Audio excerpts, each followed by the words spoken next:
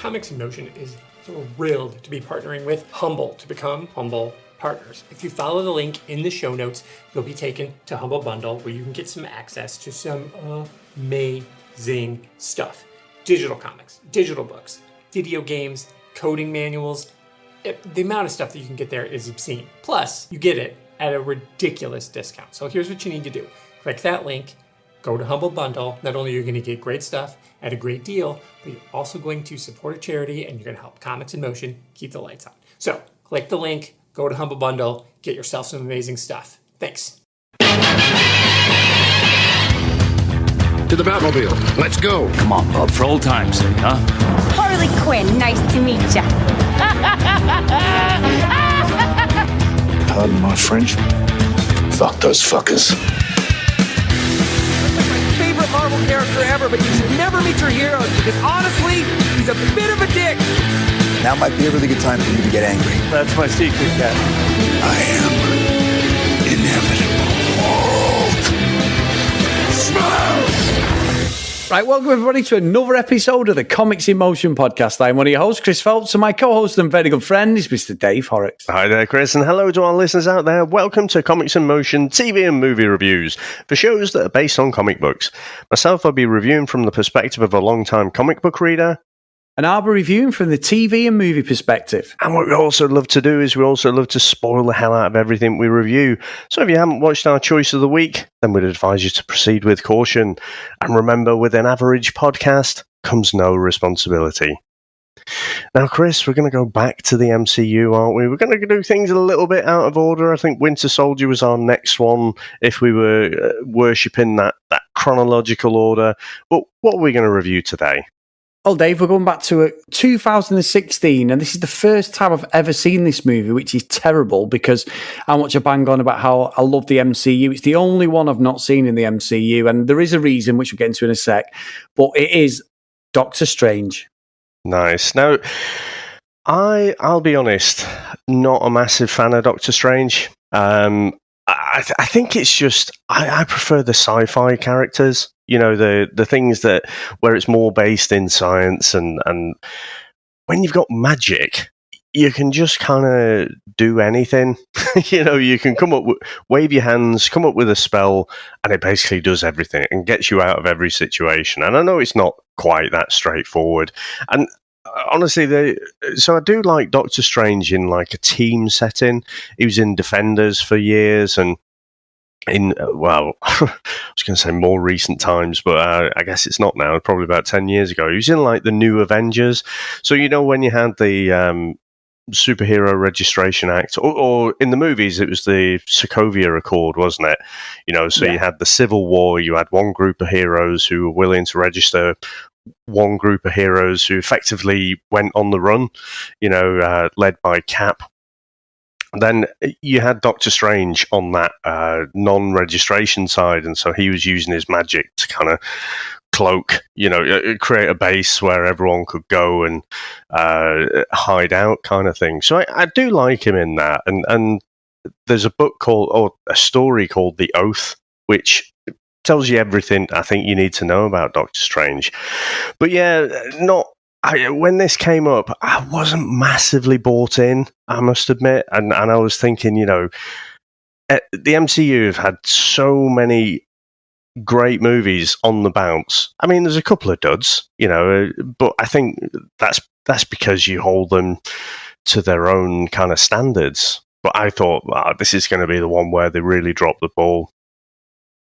Yeah, and you know what, Dave? The reason, as I said, I've never seen it was because I think at the time there was so many things came out, and it's obviously before we started doing Comics in Motion podcast, but was totally wrapped up in the MCU. And I remember reading the reviews, and the reviews are brilliant. Like Rotten Tomatoes is sitting at 89%, Dave, and IMDb place like it's got favourable reviews. It's not a crap movie, but because I've read that it didn't really. I'd read a lot of reviews saying it's a great movie on its own, but it doesn't really further the story of the MCU. Now, there's certain bits of it that I agree with that. I can see the little Easter eggs now that we've got to the conclusion of this phase of the MCU, but it just wasn't there. I don't mind Benedict Cumberbatch, and I liked him in Infinity War and Endgame, Dave. I really did, especially in Infinity War, because he was quite prominent in that. With Iron Man, I'd never seen him in any of the other films, really. So to see in that, I kept thinking, I need to go back and watch that. And I did that with Guardians of the Galaxy. I'd completely missed it the first time round, and then watched the first and second back to back. I loved them. So, bang on about how much I love these movies, and I still can't to this day understand why I'd never watched it. Having watched it this week, it's interesting. I'm really interested in your thoughts on it, because I know you've seen it a couple of times, and genuinely, it has everything I should like. But I'm not sure about the film itself, Dave. There's a few bits that just don't make sense. And look, Benedict Cumberbatch is I can't know his name. Cumberbatch. It's easy for you to say, isn't it?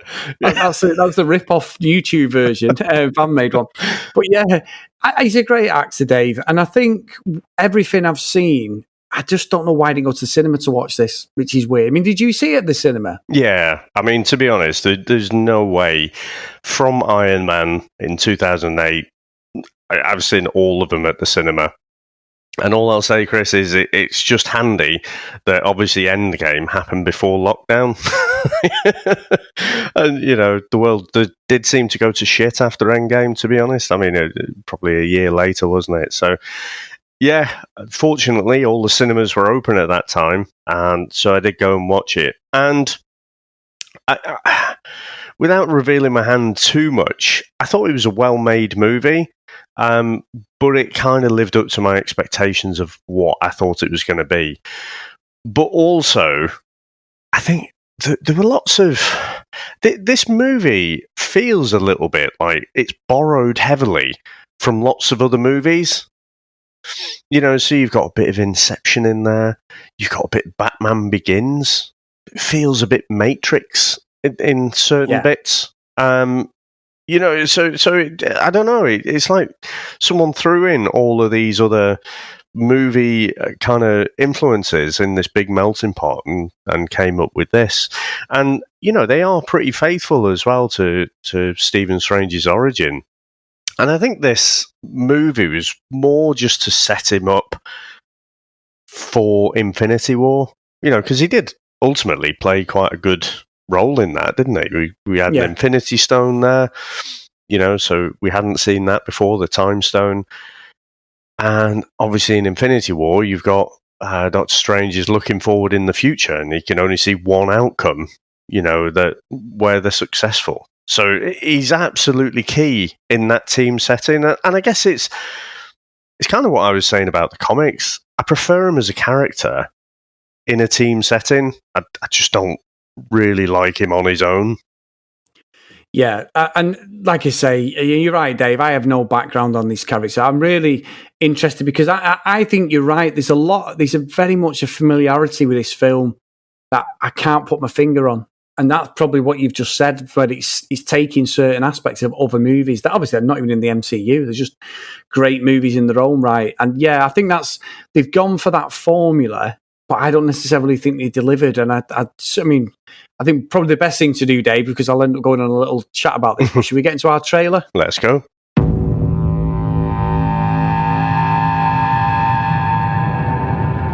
Stephen Strange. Might I offer you some advice? Forget everything that you think you know.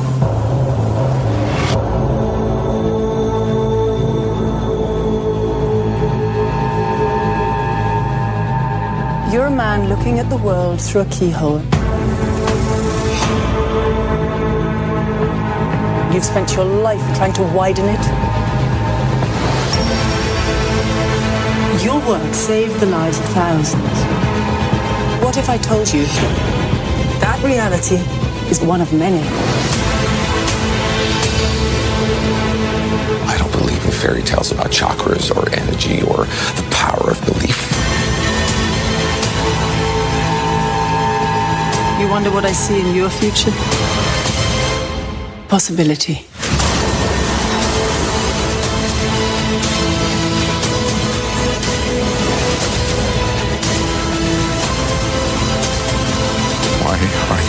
protagonist.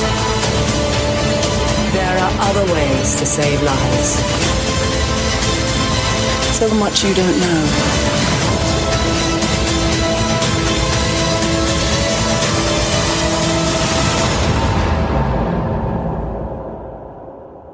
Teach me.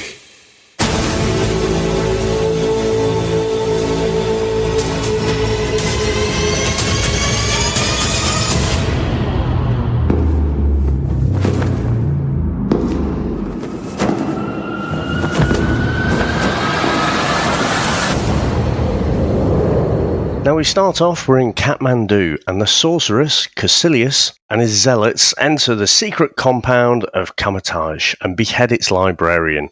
They steal a few pages from an ancient mystical text belonging to the Ancient One, a long-lived sorcerer who taught every student at Kamar-Taj, including Caecilius, in the mystic arts. The Ancient One pursues the traitors, but Caecilius and his followers escape.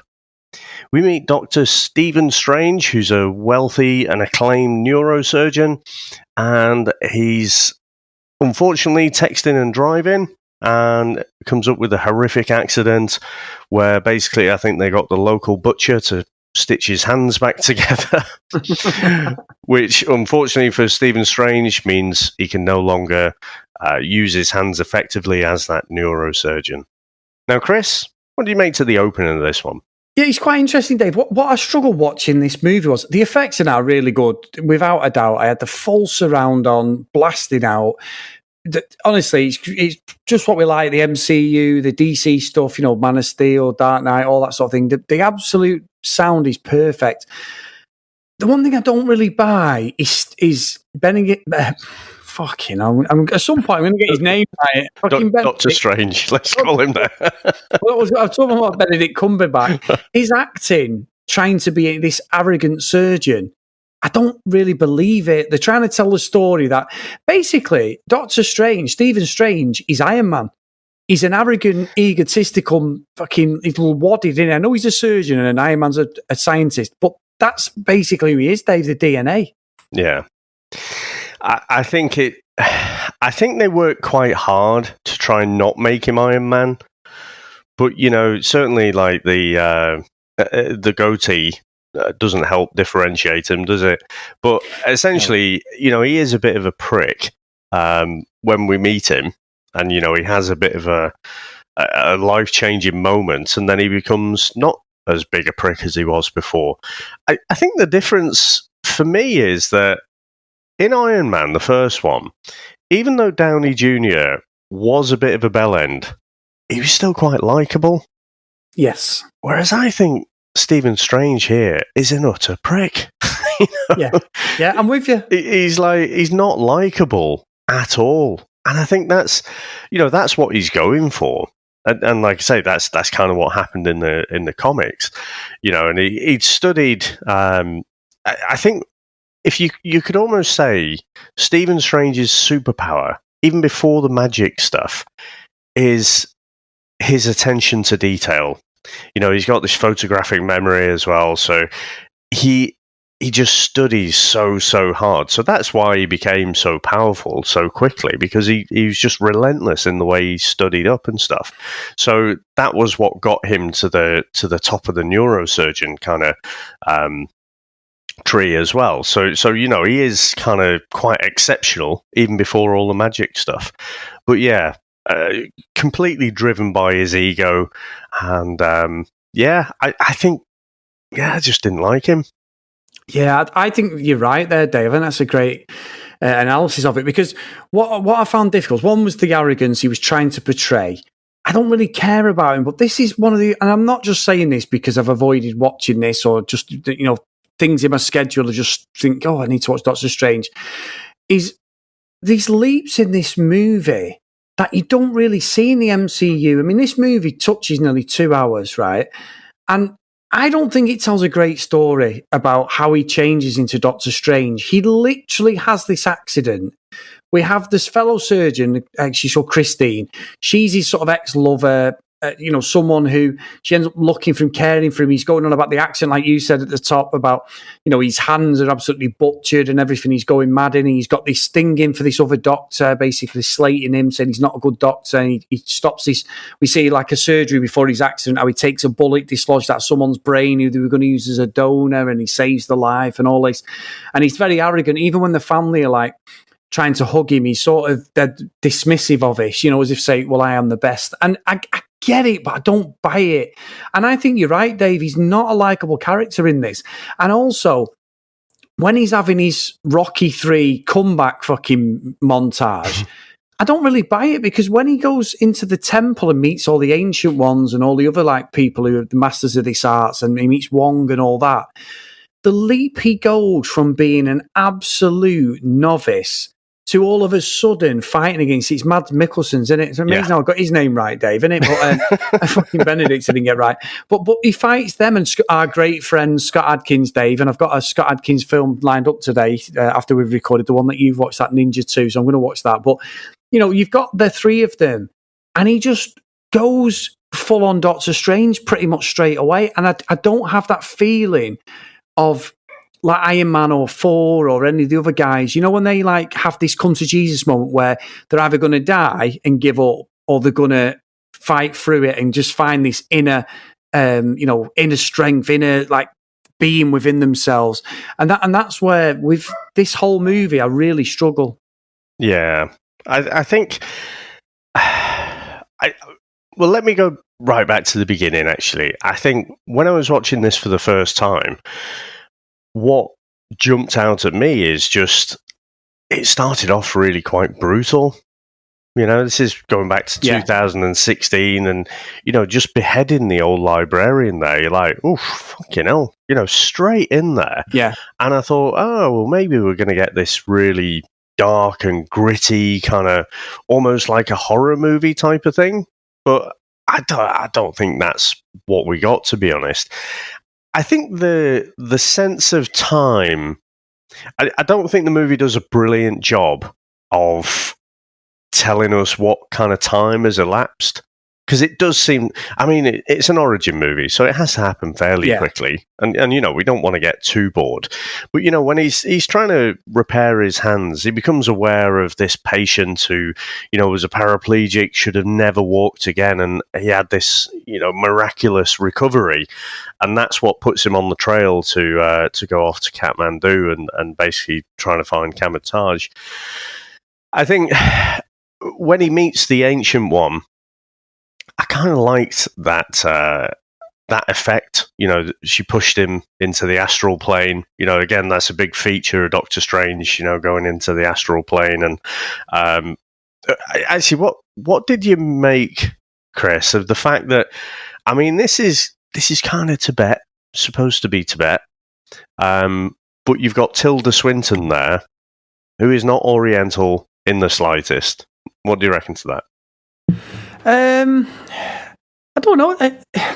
I think is this what you were referencing with the Batman Begins stuff, Dave? Yeah, I think a lot of his... So. Yeah, when he meets the Ancient One and he's going through his training and everything, that just felt a little bit Batman Begins to me. Yeah, it did. And a lot of it, you know one thing I got about this movie, Dave, almost like, and I've seen all of them and I love them all, I've been to the bloody museum and the tour, is Harry Potter. Yeah. It reminded me a lot of Harry Potter, especially the later on, say from Azkaban on, which is about third or fourth one in, and the fighting against Voldemort or the fighting against the dark arts, and you've got Bellatrix and all them other people. And that's what it feels like. It almost feels like a children's TV show. And the fact that he keeps going back to Christine Palmer, the surgeon, to help him, who he comes in knifed, but nobody else helps her when she's... And she can just go into an ER room and resuscitate him, and then he comes alive, and you get this hologram of him, and she just accepts that this is a hologram of Stephen Strange, and he's fighting in here against like Scott Adkins and all the other guys. Yeah. I just find that her acceptance of that is unbelievable. I know we're in a world where we've got fucking Iron Man, Spider-Man. We've had 4, a god from a different planet and a universe has been on the at this time scale around that. And I do like in Endgame when the Hulk goes to see it's the ancient one, isn't it? Yeah. The one with the bald head, who looks like she's a Hare Krishna. And she's saying, like, they go back to 2014, and she says, well, Stephen Strange is performing surgery over on the other side of New York or whatever. Yeah.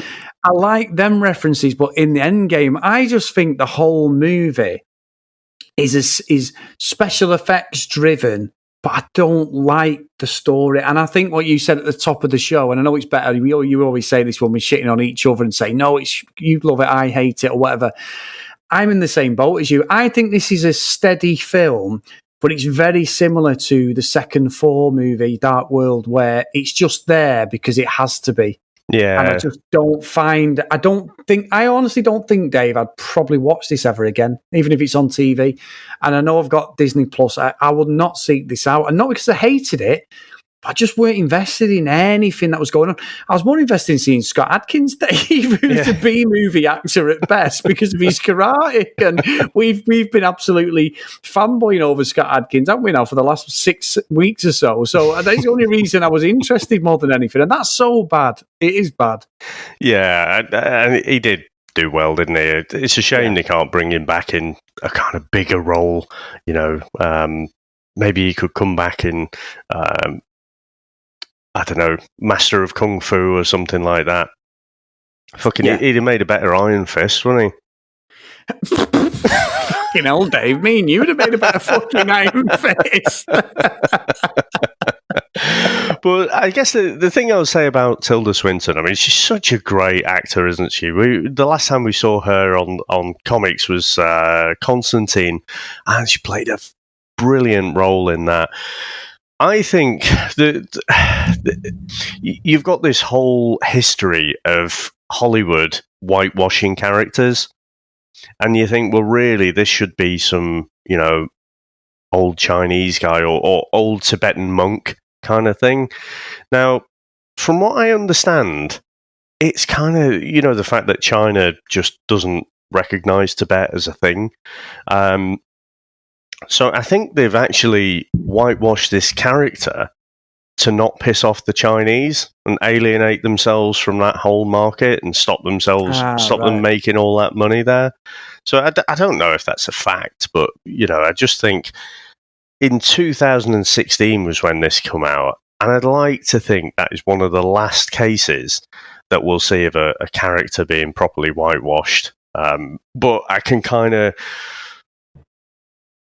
I'm almost... It sounds like I'm being a bit of an apologist. I can almost buy the fact that, well, if you're trying not to piss off the Chinese, maybe they've just sort of sidestepped that one. And I think she does do a good job there.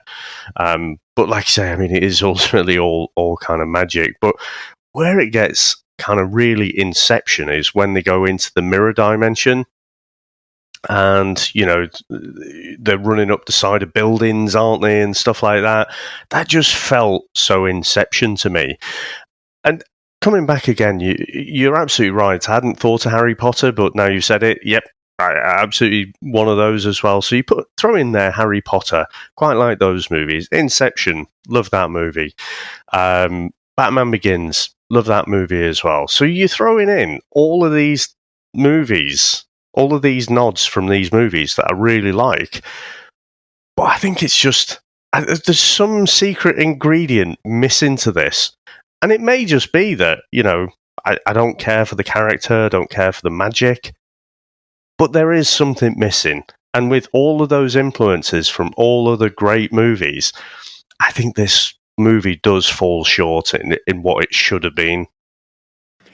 Yeah, I think so, Dave. And it's so bad because, like I say, I think Benedict Cumberbatch's so good, as I said before, in the last two movies. Well, not in the end game. He's only there at the end, really, isn't he? He's very prominent in the last fight. He's not in the whole movie at all. But in Infinity War, he's front and centre, and I really enjoy his performance. I think he's great. He gives Thanos, a run for his money. But one of the things in this, Dave, which I really, really I was watching thinking, have I missed something? I mean, please correct me if I'm wrong, is when he's fighting against Mads Mikkelsen and all the other guys, and then he goes into this dimension outside where they're all going to fight him, aren't they? They're in Asia, aren't they? And he disappears, and Wong and the other guy are like, oh, he's gone and all that. And then this big monster appears from nowhere, this sort of like bad guy off a video game or something, and he's going, I'm going to kill, and he keeps killing Strange, and we're getting like a Groundhog Day reference, aren't we? And he's constantly saying we need to have a chat or whatever, and I'll come to make a deal. And I was like, have I missed that, Dave? Because I did not see, I don't see any references in the movie I'd seen up to that point. Well, that's Dormammu. So the guys are ultimately trying to bring Dormammu to Earth, and basically he's kind of like he's not quite the devil, but if you think a big demon like that, that's ultimately what Mads Mikkelsen and co are trying to do, and Scott Adkins. So he's your kind of big bad in this movie.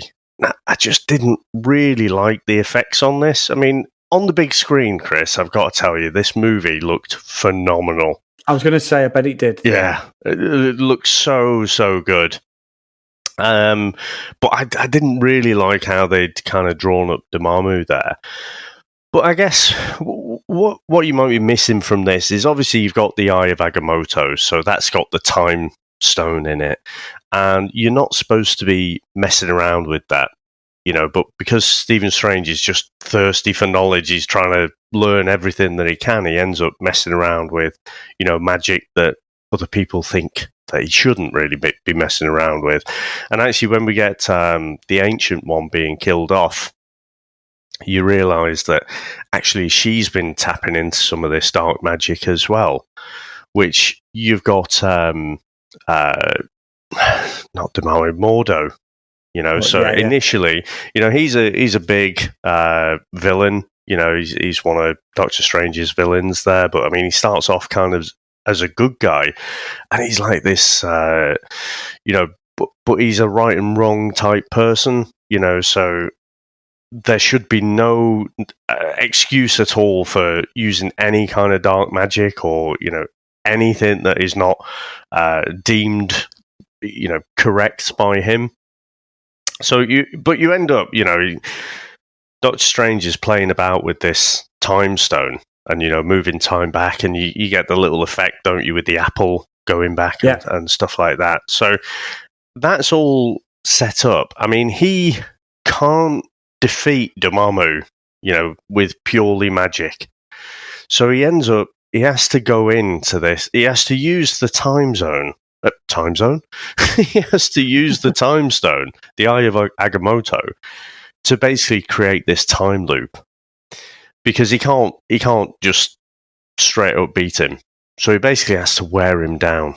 So he creates this time loop, and he just gets killed over and over and over again until, Dormammu, he's like, well, fuck this, to get out of it, all right, fair enough, I won't invade Earth.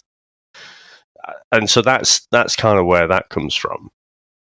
Yeah, like I say, I get it, and I understand what you're saying, but it's still, I just felt the way it was delivered on the screen, it just took it away from me. And obviously he killed somebody earlier, so he was saying, I don't want to kill anybody, do he, and all this, and like, I don't want to, I was a doctor for a reason, because when he's talking about Mikkelsen, the only bit of humour he gets when he says, who are you? And he goes, I'm a doctor.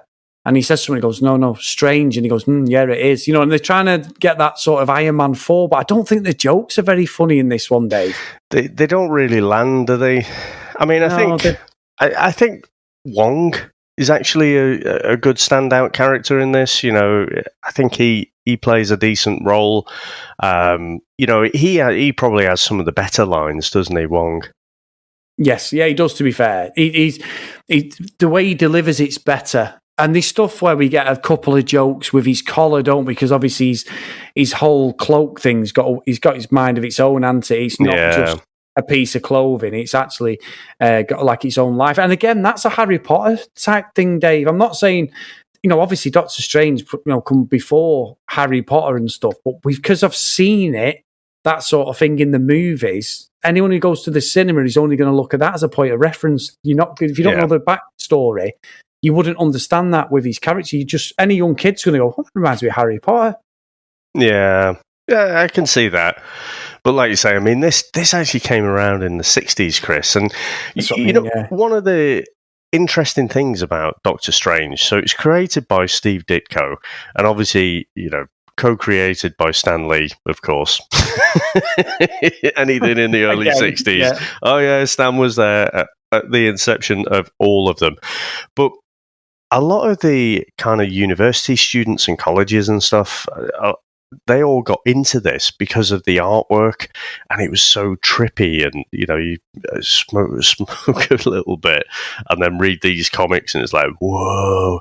But the guy Steve Ditko is, he's a very straight-laced chap, very reclusive as well. He walked away from Spider-Man, didn't want anything to do with it, created these weird characters like Mr. A, who was kind of an influence for like the Rorschach character.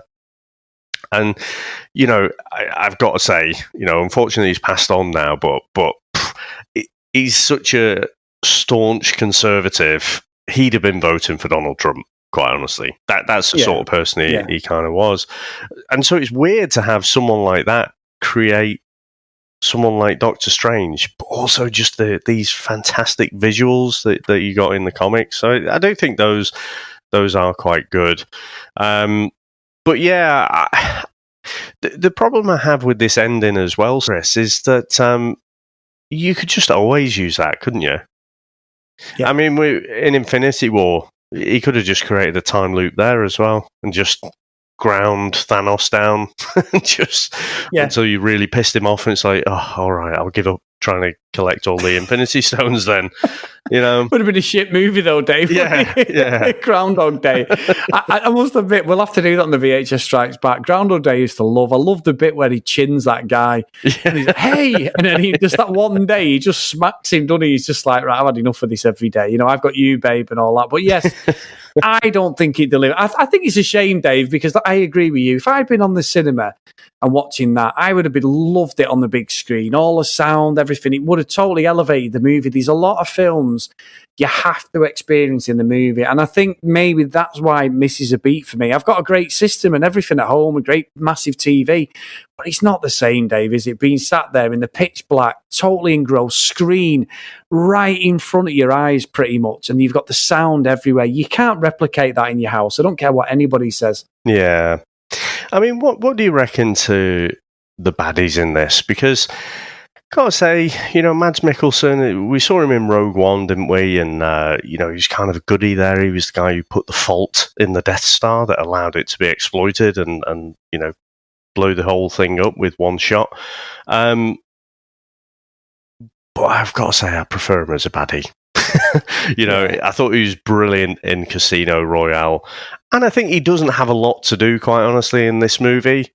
But when he's on screen playing a baddie, I just think he's brilliant.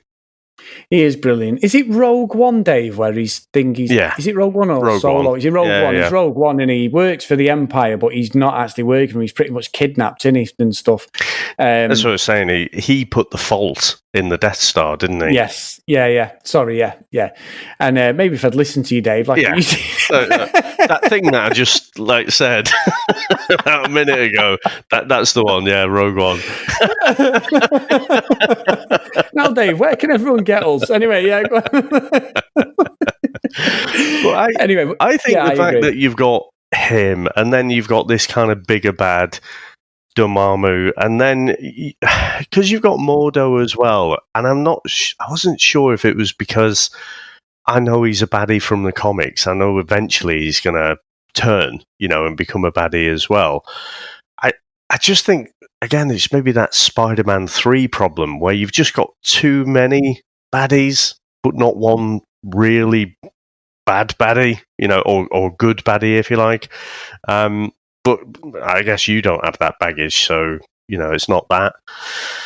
There is some missing ingredients in this, though, and, they could have probably spent a bit more time with the villains, because even the action scenes. So it mentioned Scott Adkins. What did you reckon to his little role there?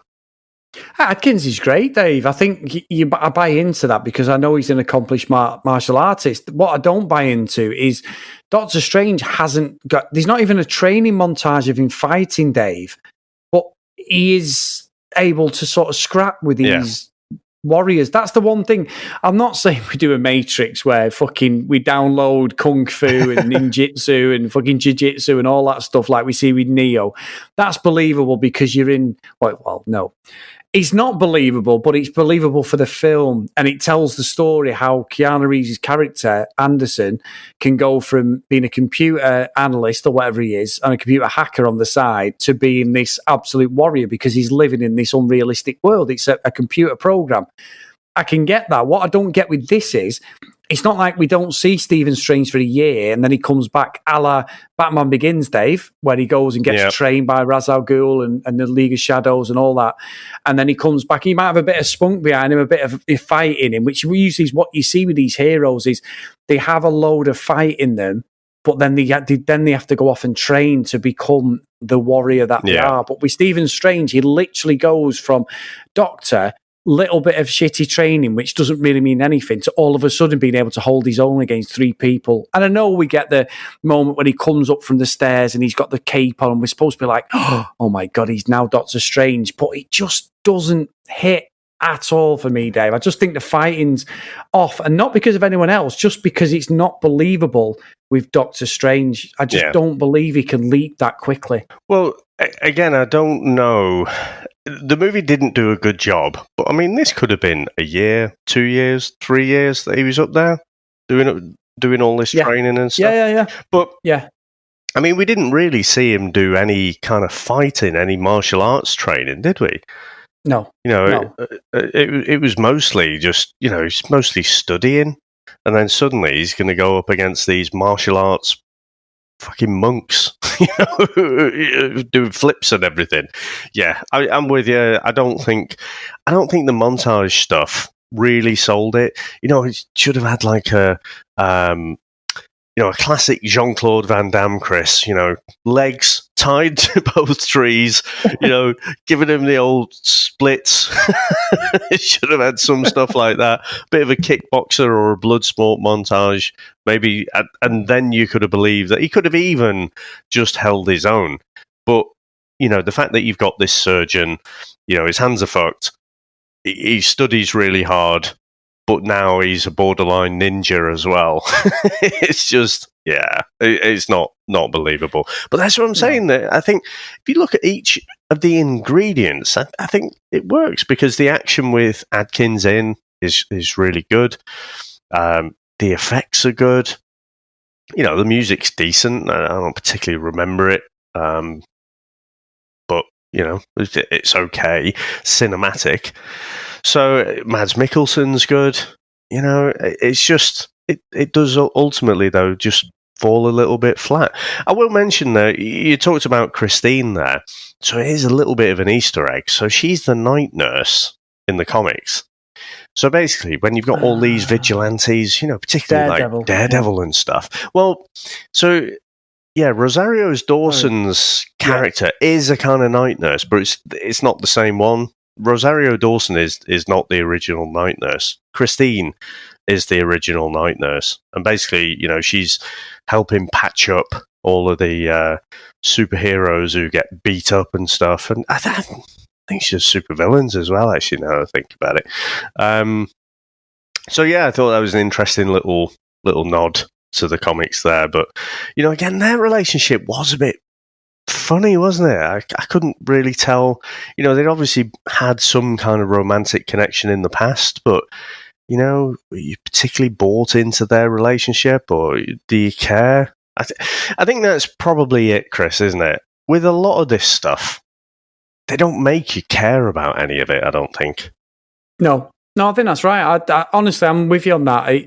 It's a great nod because we do see it in Daredevil, don't we, where Rosario Dawson's characters slowly turn into the night nurse because she's in the crossovers for all them little the Marvel Defenders. properties. Yeah. Defenders, Iron Fist. Oh, I'm still shuddering at that, Dave. Jessica Jones and stuff like that. So you get it. She's the glue between all of them.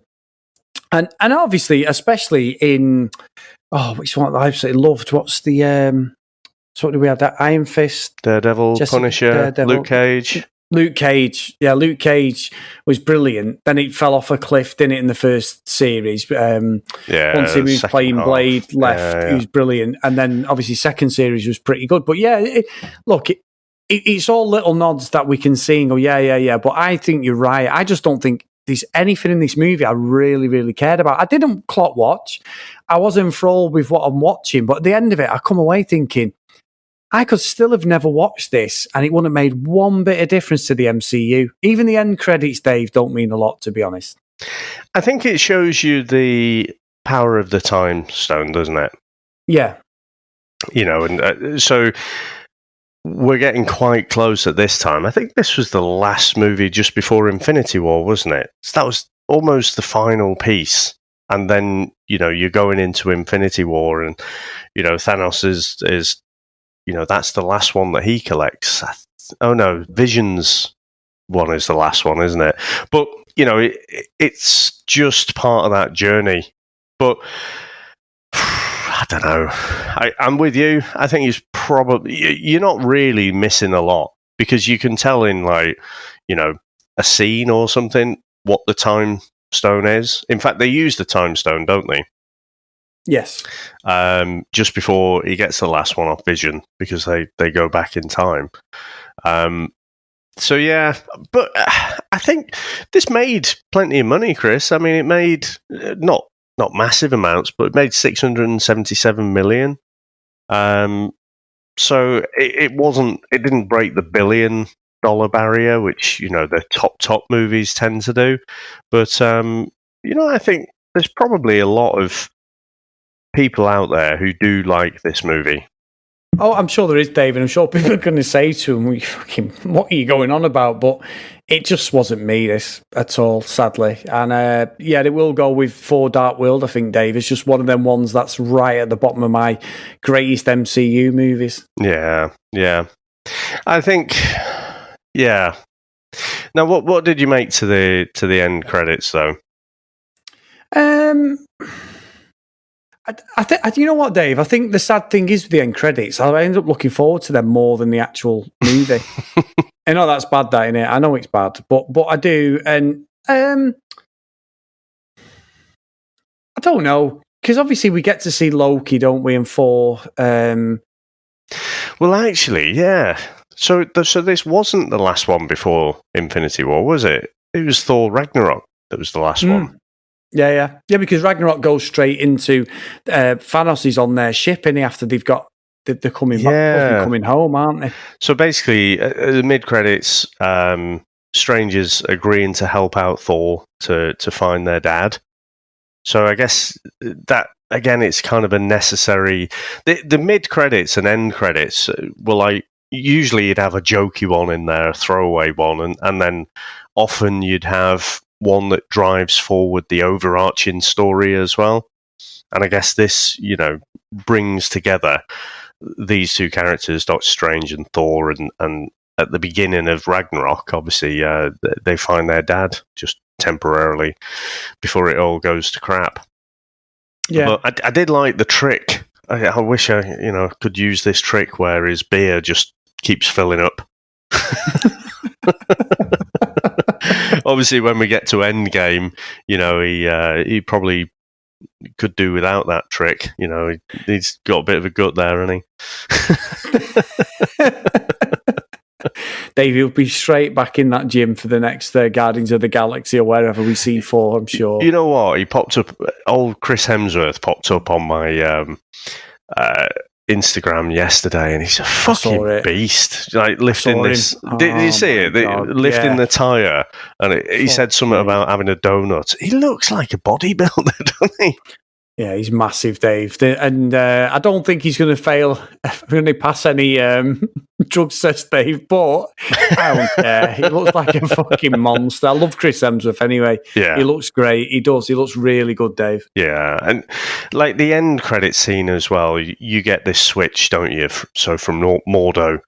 So, he basically is stealing back this mystical energy that helped this guy, who told Doctor Strange about camouflage and what have you. So he basically says the Earth's got too many sorcerers, so they're kind of setting him up for a villain for a Doctor Strange 2 as well. So, and who knows when that'll be coming out? You know, with it's supposed to be having the whole multiverse thing in there as well, aren't they? But with all the pandemic and whatever, I think it's due to come out 2021, 22, I think. But yeah, who knows when that'll come out? Yeah, exactly. So, Dave, should we get into our scores? Let's go.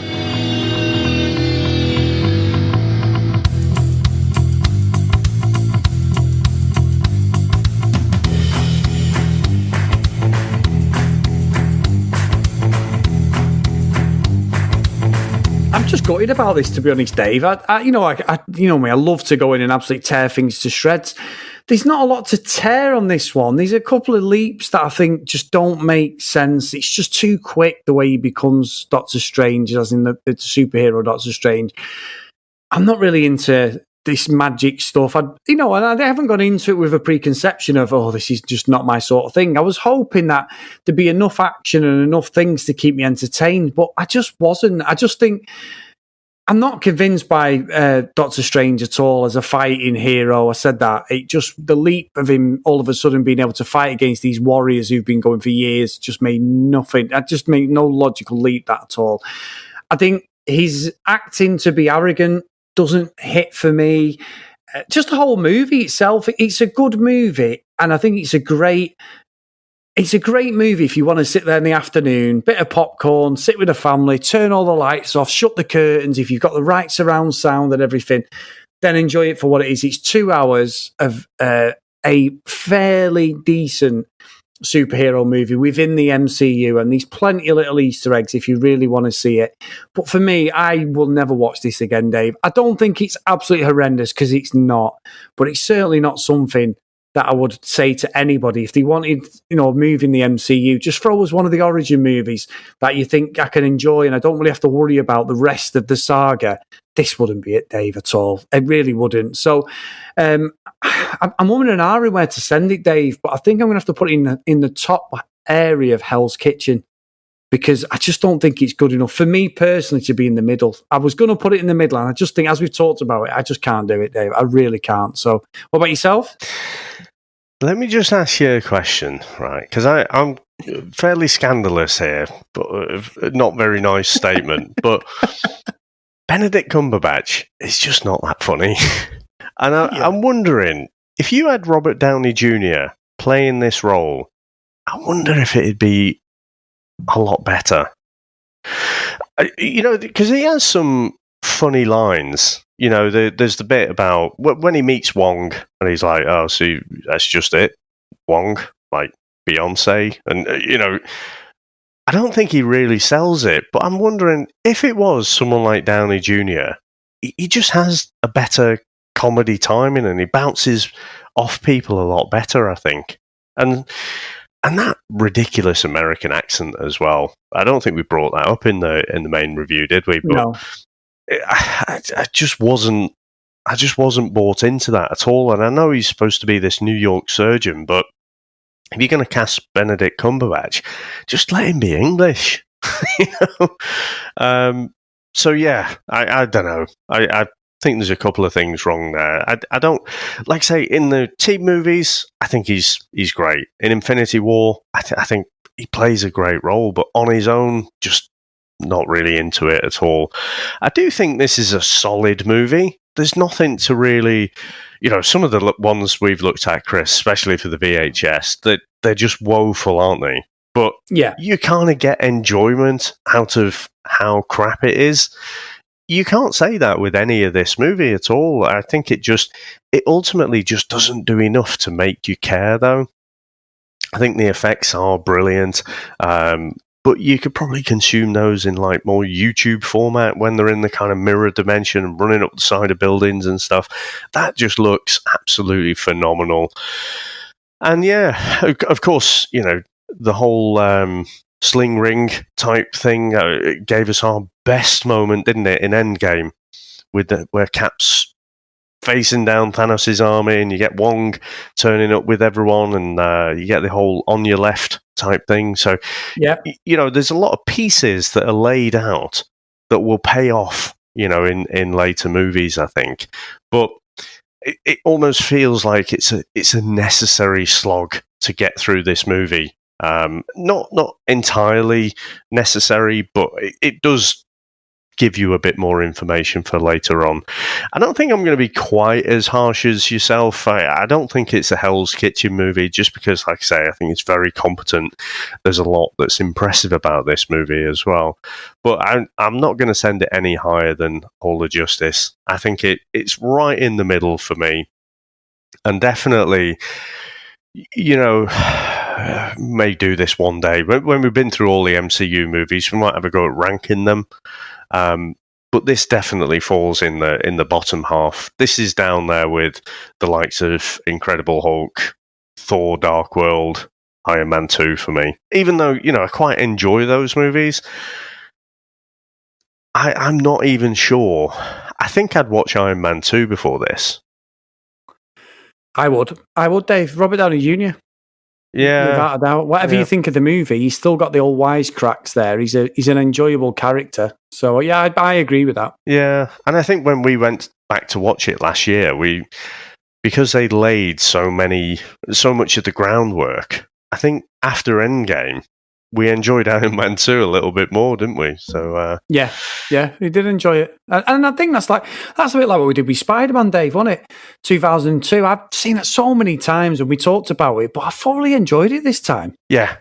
So yeah, I think sometimes if you leave them long enough, they become a better film because you're going into it almost with fresh eyes and knowing that this stuff happened later, which brings it all together. I just think, I don't think this would be that type of film, Dave. I don't think in 10 years' time you're going to turn around and go, this is a really good film. I don't think so. Yeah, I don't think so either. Now, Chris, how can everyone get in contact with us? On email, guys, comicsinmotionpodcast@gmail.com. Morning drinking again. It's not, Dave. I'm not drinking. Yesterday I was sober. comicsinmotionpodcast@gmail.com.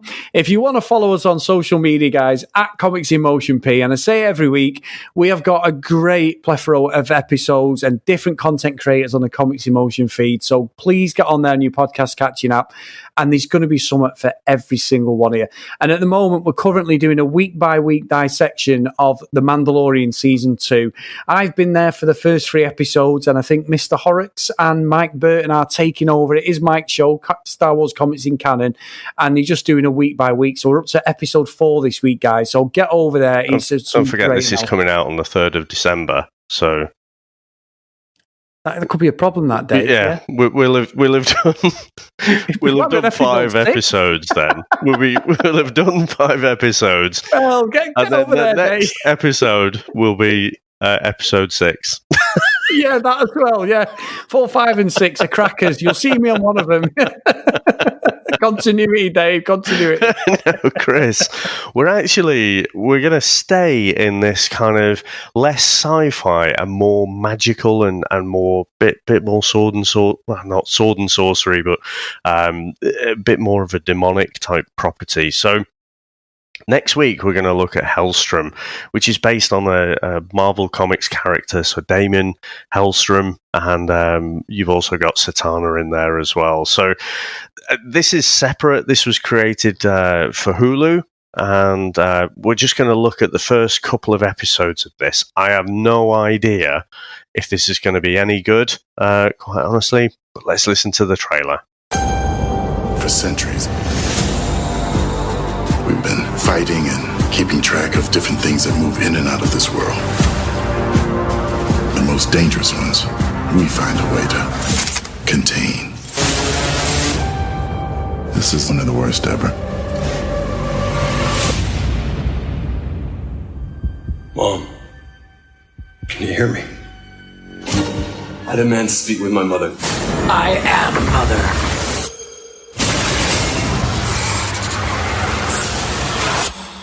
My body is a cage. It's Mom. The thing that's got a hold of her, it's gotten stronger. This family is unnatural behavior. I've never experienced anything like it. What happened to them? It wasn't some random family tragedy. Their father was evil, and mother cursed him for discovering the truth. There are other forces at play here. The demon so powerful, it could wipe out all of mankind. We can't do this alone. If we put them together now, there will be blowback.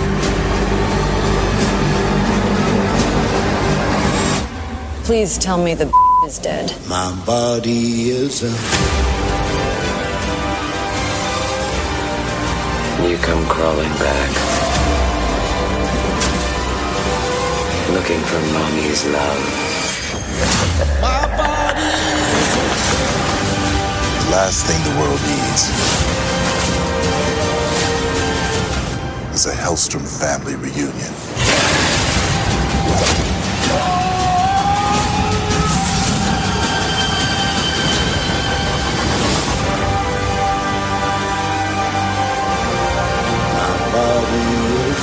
Now, Chris, how are you going to finish us off today?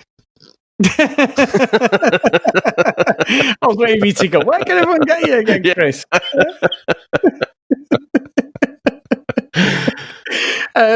Well, Dave, usually I used to be really good at thinking on the fly and coming up with various different things, and I haven't really got anything, Dave. But I will say, Doctor Strange does say to Iron Man, there's only one outcome, that, you know, we can win the whole Thanos saga and everything.